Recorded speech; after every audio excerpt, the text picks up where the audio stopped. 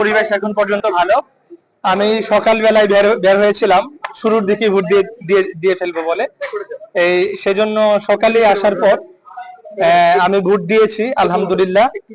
চট্টগ্রাম বিশ্ববিদ্যালয়ের শিক্ষার্থীরা দীর্ঘ প্রায় 36 বছর পর তাদের যে বহুল কাঙ্ক্ষিত নির্বাচন, সেই নির্বাচন পেতে যাচ্ছে।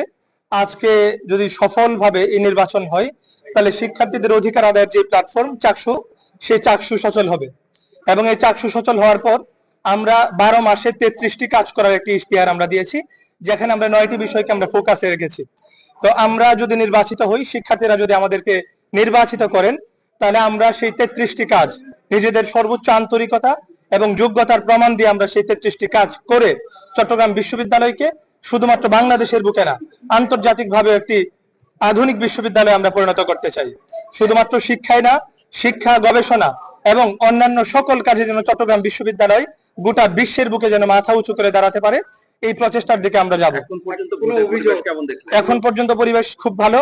আমরা নারীদের জন্য এই ক্যাম্পাসে একটি নিরাপদ ক্যাম্পাস আমরা তৈরি করতে চাই, যেন চট্টগ্রাম বিশ্ববিদ্যালয়ের সকল শিক্ষার্থীর সমান অধিকার এবং সমানভাবে তারা চলাচল করার জন্য পরিবেশ নিশ্চিত হয়।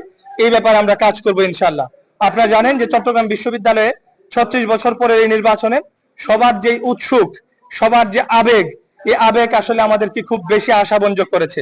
ভাই বোনদের যে প্রত্যাশা, চাকসু নির্বাচন হলে চট্টগ্রাম বিশ্ববিদ্যালয়ের যে সমস্যাগুলো আছে, সেই সমস্যাগুলো সমাধান হবে বলে তারা প্রত্যাশা করছে। আমরা আশা করছি চট্টগ্রাম বিশ্ববিদ্যালয়ে সম্প্রীতির শিক্ষার্থী জোট প্যানেল নির্বাচিত হয় সেসব সমাধানে এবং শিক্ষার্থীদের অধিকার আদায়ে সবাই আমরা কাঁধে কাঁধ মিলিয়ে আমরা কাজ করবো ইনশাআল্লাহ। এখন পর্যন্ত কোনো অভিযোগ পাইনি। আমরা শুরুর দিকে চলে এসেছিলাম ভোট দিতে। আমরা এখান থেকে যাওয়ার পর আর একটু ভালোভাবে আমরা পর্যবেক্ষণ করতে পারবো।